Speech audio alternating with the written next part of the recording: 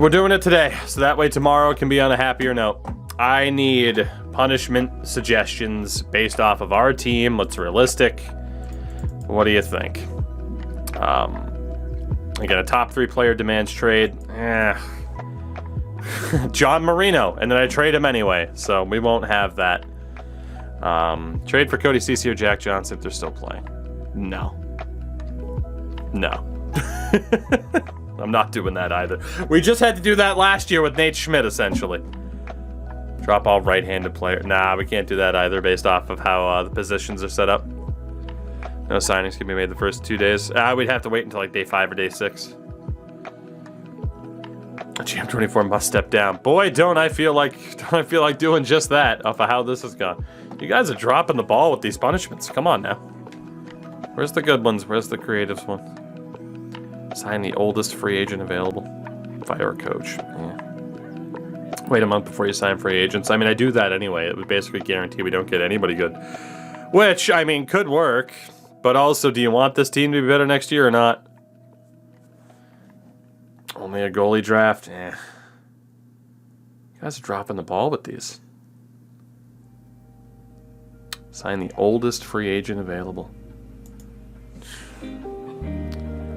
Goodness. Trade for Seth Jones. No. At this point, I might have suffered a punishment enough. God damn. You guys aren't getting overly creative. It's just, hey, trade for these shit players. Which I get. It's technically a punishment. But is it? And we just literally had to do the same thing last year anyway. So. Oh, God. Take away Marino's X Factors. That's an interesting one. That's an interesting one.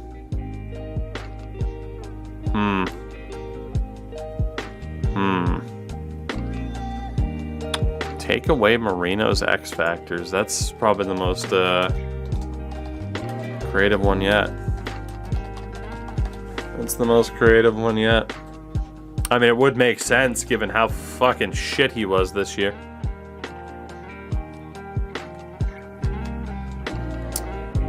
Look at the contracts and expiring deal. Oh my God, Jake Gensel's contract is up. Jake Gensel's gonna be a UFA.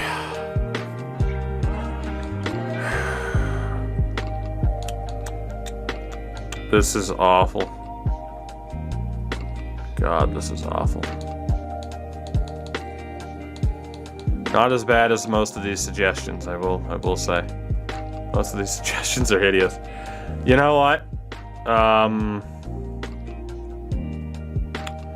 of the ones that I'm seeing, how much does Gensel want?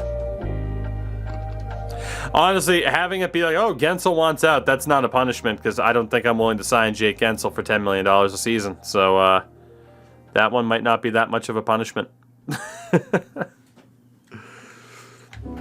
Oh, man. Like I said, there really haven't been that many punishment suggestions that make a lot of sense for what this series is, for what the challenges are, for what the team's looking like.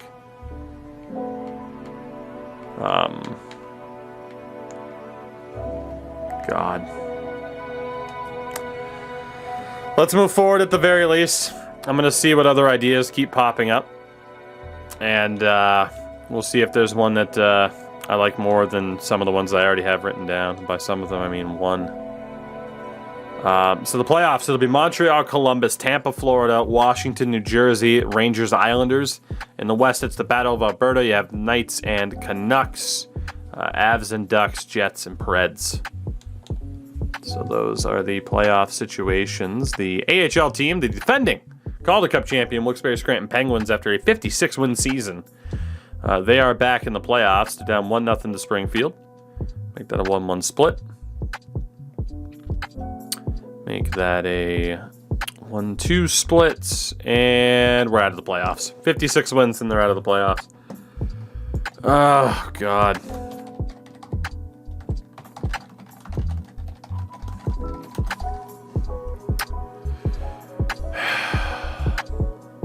It's just awful. It's just awful. Even in the AHL, we can't find success this year.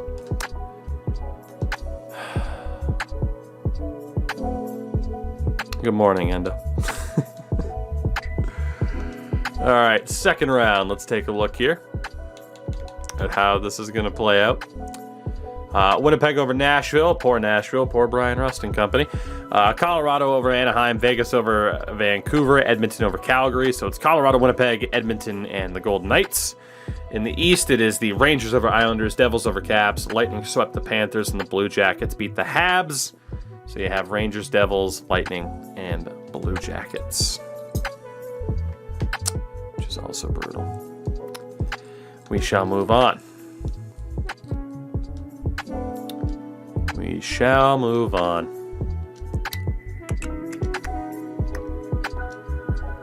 Let's see. Conference final, we have Edmonton and Winnipeg, Columbus and New Jersey. Not what I would have expected. Colorado falls in 7. Edmonton sweeps Vegas. New Jersey beats New York in 7. And Columbus beat Tampa in 6. So a very intriguing top 4. You'd almost think it's Edmonton's to lose. They did win the President's Trophy after all.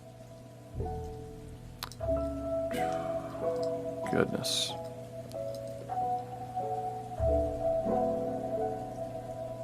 The problem is, it's, I think I know what punishment I'm taking here. There were 2 that I really liked and I felt were solid based off of reactions to how this last season went. It is indeed an Edmonton Cup final appearance, and they'll be playing the New Jersey Devils. So Oilers over Jets, Devils over Jackets. Let's take a look at what these two teams look like. Obviously, we did some dealings with the Oilers, didn't we? Didn't we? Second year in a row, a player traded away goes to the finals. So the Oilers look like this. It's Draisaitl, McDavid, Yamamoto, Lavoie, Bourgault, Puljujarvi, Hyman, Holloway, McLeod, Benson, Nugent-Hopkins, and Travis Boyd. Defensively, it's Dumoulin, Bouchard, Nurse and Zub, Broberg, and Ceci. You're welcome, Edmonton, for the cup. Goalie-wise, Allen and Grice. Shimmick, Poiston, and Barry as scratches. We did right by Brian Dumoulin. And they will be taking on the New Jersey Devils, featuring Bratt, Heischer, Holtz, Hughes, Mercer, Bunting, Foote, McLeod, Zaka, Boqvist, Larson, Sharon, Govich. The defense is Smith, Hamilton, Orlov, Severson, Luke Hughes, and Shakir Mukhamadullin. Goalie-wise, Mackenzie Blackwood. That's actually a bit of a toss-up. Those are both decent teams. And without Yanni Kuokkanen, I will put up a very brief prediction for whoever wants to guess as to who's going to win that Stanley Cup. And we'll find out whether or not the Devils can steal it from the Oilers. Game 1 goes to the Oilers, 4-3. Game 2 to the Oilers, 5-4. Game number 3 to the Devils, 5-2. Game 4 to the Devils, 6-1. So it's a 2-2 split in the Cup final. Game number 5 goes to the Oilers, 4-2. And Game 6 goes to the Devils, 3-1. Oilers and Devils going 7. Oilers and Devils going to game number 7. And the winner of the Stanley Cup, the Edmonton Oilers. So the Oilers do get it done, as do the Rochester Amerks. McDavid and company finally have their title. Congrats to Brian Dumoulin for our assistance in making sure that you ended up doing well, because Lord knows you weren't going to do well here. So for the Oilers, I mean, McDavid, Draisaitl, both over 30 points. Boy, I wonder why they did so well. Allen had a 9-15. Defensively, Bouchard there. Dumoulin didn't really put up any points, but he allowed Evan Bouchard to be Evan Bouchard. And that's all it took. So, good on the Oilers is the best thing that I can think to say.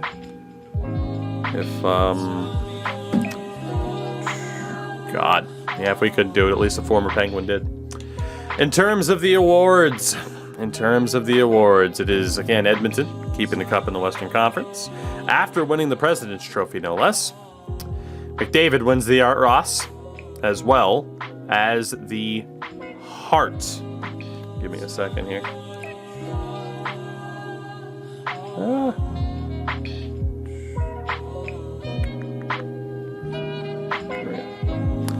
McKinnon wins the Hart.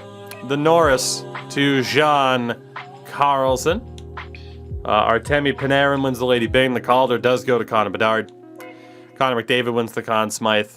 No surprise there. Vasilevsky the Vezina. Gibson the Jennings. Masterton the Brody. The Jack Adams went to Calgary's head coach.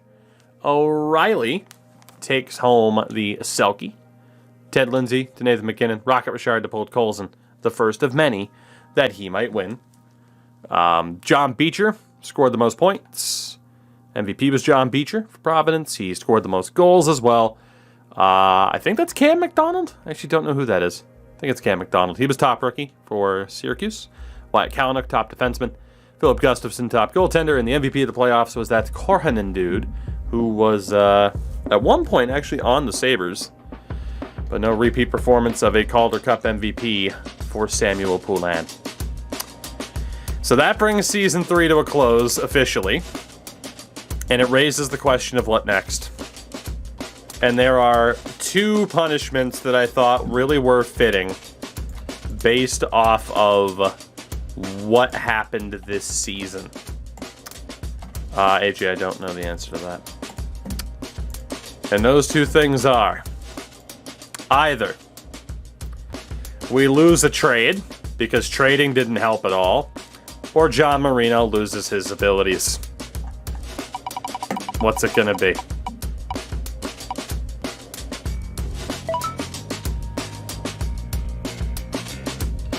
Okay. That's great. That's great. That's a good time. That's a great time.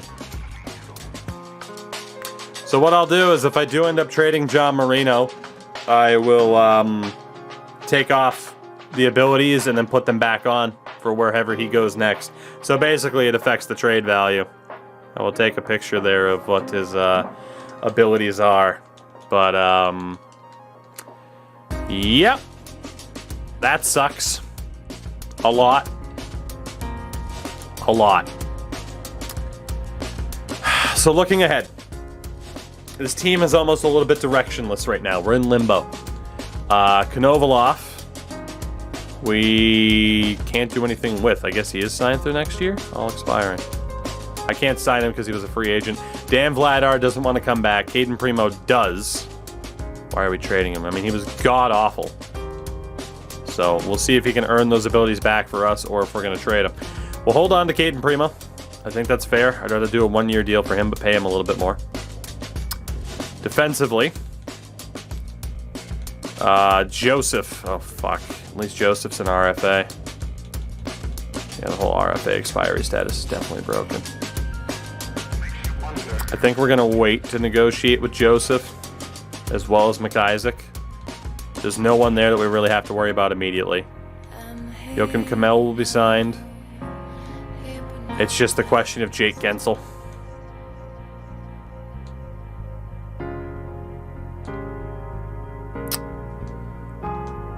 Gensel wants $10 million. Stevenson wants 3 to be a decent third-line center. Paulie, from the launch of the game, you could always edit them. I just never do. Gino wants dirt for money here. Pending free agents, is there going to be anybody out there of Jake Gensel's abilities? I mean, Matthews... Pasternak could be a free agent, but the thing is, we have enough money. It's going to be a lot of RFAs, too. We have enough money to keep Gensel and then hope that someone like Matt Barzal or David Pasternak becomes available. I think we have to risk it with Gensel, but then there's the question of a no movement. So, if we take a look here, at the expiring deals. And the UFAs, because RFAs we don't have to worry about anything crazy. I guess the basic question is for Jake Guentzel, would there be a no movement clause attached to a Guentzel re-signing?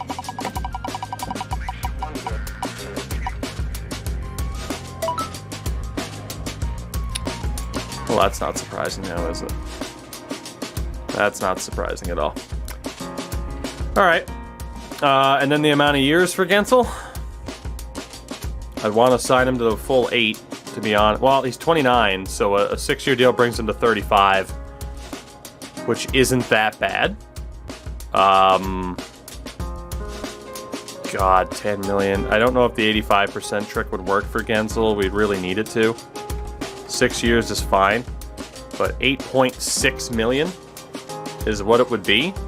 So it's a 6-year deal, and God, how many years would we have to stay loyal to the deal? Basically, would Jake Guentzel be here for basically the rest of his prime? If it's a 6-year deal, it is a no movement clause for only half of it. That's not bad. I think we have to do that. We can't afford to lose someone like Guentzel. Like, if Guentzel doesn't perform for us, then it is what it is. But Guentzel, no movement clause for 3 out of 6 years. I think we have to go for it. We have to go for it. So we'll try the 85%, which would bring it down to about 8.6. I'm going to go 8.75 because that would be a steal. If he's willing to do that, it's a no-brainer. So we'll see what happens there. And then for Evgeny Malkin, I'm good with signing Gino again. Even though he's been shit, but he'll probably be down to a third-line role, let's be honest. And that puts him, if we go... Okay, he's outside of no trade clause contention there. So we'll see if Gino is willing to sign that, and then I'll check back in about Chandler Stevenson. But Guentzel and Malkin are the two most important right now. Caden Primo signs. Evgeny Malkin signs, and Jake Guentzel's back. Okay. So that's a pretty good deal for Guentzel. Under $9 million for the next 6 years. That's pretty good. All things considered. That's actually a great deal for us. So in terms of expiring deals, UFA-wise, the only one I'm worried about is Chandler Stevenson. I think it's worth bringing him back as a third-line center. I think it is. He's been pretty good. He only wants a 1-year deal as well, which isn't that bad. And that would bring it down. Let's go about $3 million even. The question is whether or not there's a no trade clause on it for Chandler. And the answer is no. Perfect. That's a 1-year deal. We can trade him if we need to. If Stevenson's willing to accept that, we'll absolutely bring him back. So maybe things are looking up a little bit for us here. We'll find out when we get to the lottery more than anything.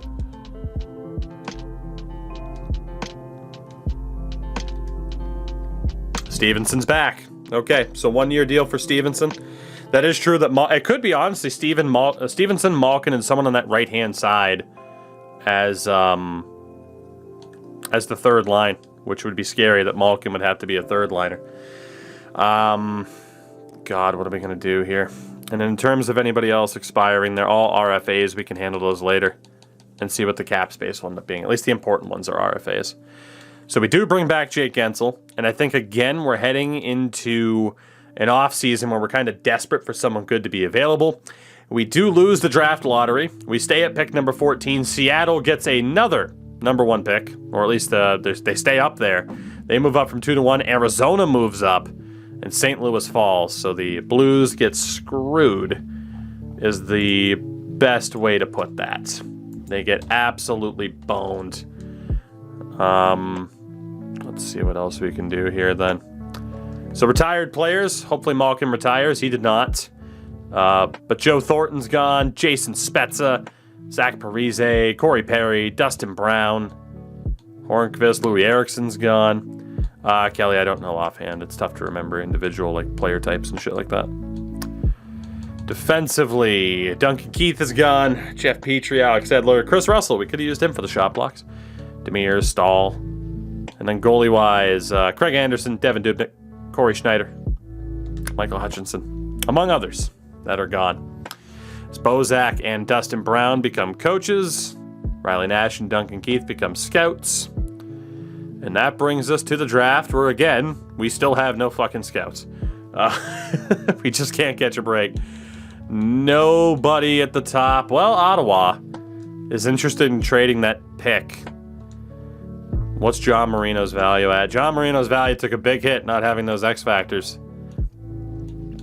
So do we sell low on John Marino or hope that he bounces back and earns back those X factors? And I think it is for the best to say John Marino, we try to earn back those X factors because of the deal that he's on. So I don't think we're going to move Marino.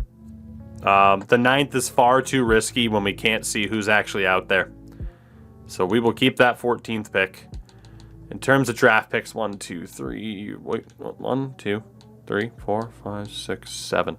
So I do need to move 2 draft picks as it is. I'm only allowed to make 7 picks, no more than 2 in a round.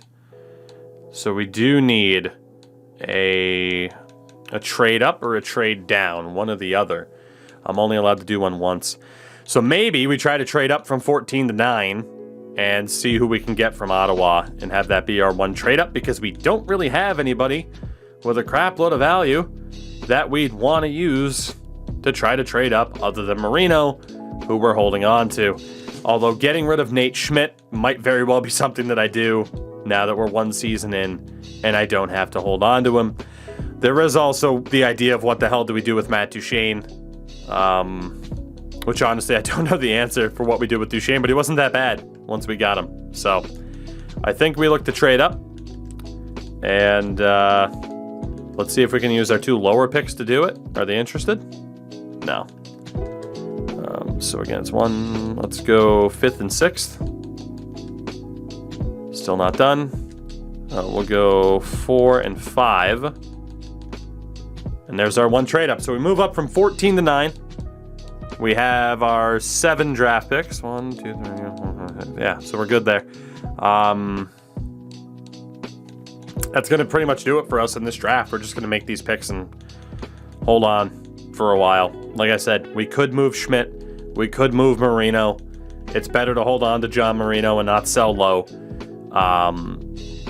And then Malkin, Duchene, like we're going to keep some of these guys until we kind of see what this roster looks like. It's a risk, but we'll do what we got to do.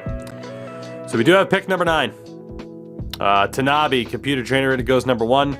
Then there's Cole Iserman, Linus Eriksson. You have Alex Zetterberg, Macklin Celebrini, Demidov, Catton, and unfortunately Aaron Kiviharu went the pick before I would have liked to have gotten him. Jay Marty, we did not earn any scouts. So in terms of who's here, obviously we're basically into computer generated territory here. So let's take a look at our options. Again, we have to draft 1 of each position and we get a wild card pick to pick whoever we want. Devin Knight as a left defender had 43 points. Alfredson didn't exactly have much. He only allowed 1 round with multiple picks. No. Draft rules. No more than 2 picks in the same round. So I can't have like 3 first rounders, but I can have 2 first rounders. So we are within the rules. Alfredson, honestly, 10 points as a defenseman in the SHL is not that bad. 11 for Dvorak's not that bad. There's Wojciech Budaj, not that bad. Joaquin Wang. And then we also have Adam Garcia or Pascal Lapierre. I'm not allowed to scroll down any lower. I think this is a complete crapshoot in terms of who the hell we take here. We don't need a top-notch left defenseman. We have plenty of those. So it's one of the forwards. It's either Budaj, Garcia, or Lapierre. Lapierre had 57 points in the Q. Garcia in the W is better than that. So it's how much do you value the Budaj numbers in the Czech League versus Garcia at center? And honestly, I don't think going for a big center is the worst idea. I think we're going to go for Adam Garcia as a center pick. I think that's the best way to go. So from the Prince George Cougars, Adam Garcia is a 66 medium top 6 power forward. No abilities, though, unfortunately, but that's not bad. It's okay. Whether or not he was worth trading up to get, well, hey, we'll find out. Let's see who went after Garcia. And we fucked up.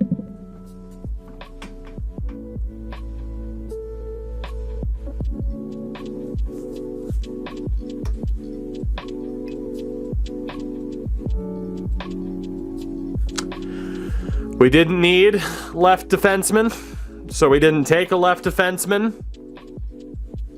And as a result, we get completely torched. Budai was better by 4 overall. Knight as well, that third. All 3 left defensemen were medium elite, either 78 or 79 overall.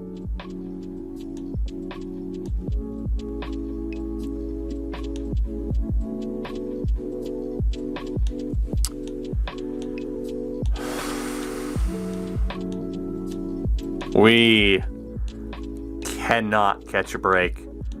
After season 1, it's just been one strong kick in the dick after another. I mean, Kennons was just as good as the guy we got, and they took him in the 7th pick of the 2nd round. A couple medium elite goalies. Next up, Luke Yoshi, Sean Dillman, Nick Gibson, Jackson Camilleri, Oscar Johansson, Rafael DeRoche, or Ricky Pierce. Obviously, a dual position winger is going to tend to be pretty useful for us if he makes it. So Sean Dillman is likely the guy. Yeah, it's got to be Dillman. It's got to be Dillman. We need a winger that can play both sides. Let's go for Dillman from the Sarnia Sting.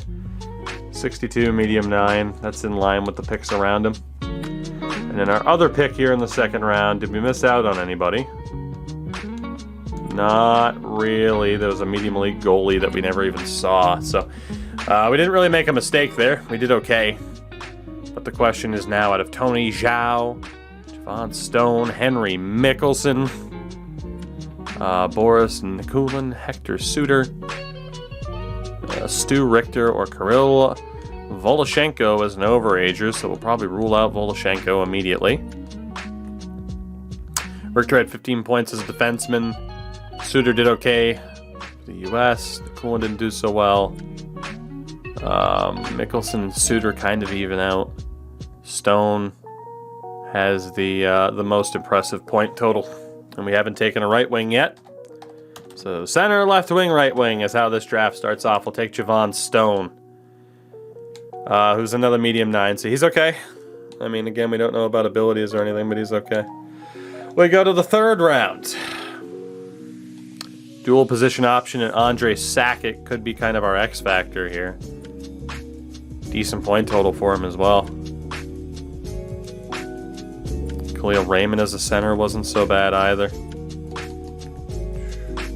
It's Ramsey, Holmes, or Caden Ho. I think again we got to look at dual positions, so we'll take our X factor option here in terms of how limited we are in the draft. We'll take Andre Sakic out of Red Deer, another medium 9. We go to the end of round 3, and it will be probably, I mean, it's either the goalie or one of 2 defensemen. Supre didn't do that well. Salonen was okay. Or we take Nick Kadri, who was trash in Switzerland. Let's just take the goalie, I guess. We will take the Kadri, maybe. Or not. We'll take the goalie. Let's take Kadri. And was that a good decision or not? As Tatar's gone off to the Ducks, that was an okay decision. 72 overall, medium fringe. That's not bad. Or at least a fringe caliber goalie to have that OVR. So now we're looking at defensemen. Unfortunately, there is not one there, which means we just go to defense and take the first guy. So Henry Marr is the pick. Medium 7th. Oof. Which means we'll be hopefully looking for a right defenseman here in the 7th round. There is not one on the board, which means again, we go, and it's going to be Hugo Bellemare. Also a 7th, but he was a low 7th. So that's it for our draft. That is one to forget. This entire calendar season with the Penguins, this calendar year, has been just awful. Like, just awful. The draft blows up in our face. And as we look at the team, Konovalov doesn't want to come back, and who the fuck could blame him? So we'll be dropping him. We'll be dropping Dan Vladar. And we'll be hoping that there's a good goalie out there to sign. We will sign the Schnattinger. But yeah, for the love of God, we need a good goalie to sign. Please. Defensively, we're going to qualify P.O. Joseph. And we'll have to make a decision as to whether or not we're going to sign him. Same thing though, like McIsaac's not leaving. Johansson's not leaving. We are going to sign Solomonson. Berglund we can keep for the moment. We might as well. Zach Bogosian can go. Graham Sword needs to sign his ELC. Erola we might as well keep for morale's sake. Right-hand side, Joachim Kamel gets his ELC. We'll hold on to Cody Clark and Legare. Left-hand side, we'll obviously hold on to Poulin. Warren Fogle wasn't so bad, but I think we have so many guys who might, develop that we're going to drop Warren Fogle. We'll keep Harvey Pinard. We'll keep Fortier. We'll keep Gruden. Bjorkfist isn't going to get any better, so we're going to drop Kasper Bjorkfist. Jan Drost isn't going to get any better, so we're going to drop him too. We're going to piss off some people in the minors. And then centers. McGregor we'll hold on to for now. We are going to drop Matty Phillips, unfortunately. We're going to drop Justin Almeida. Or not. I accidentally qualified him. That's fine. Sveshkovsky we'll hold on to. Hollander can stay. Harper's going to go. He was a tack-on in a trade. Bellerive can go. And Shodin will not be signed. So basically, it's just a shitload of RFAs. That's what it is. And dudes looking to sign their ELC. Like Sword, Salmonson, Kamel, Schnattinger. So now it's just all RFAs. And we got to decide who to keep. We have $35 million in cap space, so we can afford to re-sign everybody. It's just for how much. The question is, who's still out there in terms of free agents? Barzal, Pasternak, Austin Matthews, Morgan Riley on defense. William Nylander could be a free agent. I think with how bad today has gone, we call it there. We set the stage for what could be a very big free agency period, and maybe things turn around for us. But with how our luck has gone today, I do not currently feel confident enough to go into free agency and expecting things to go well. I simply don't. So that is it for today, because you can only take so many L's in one day.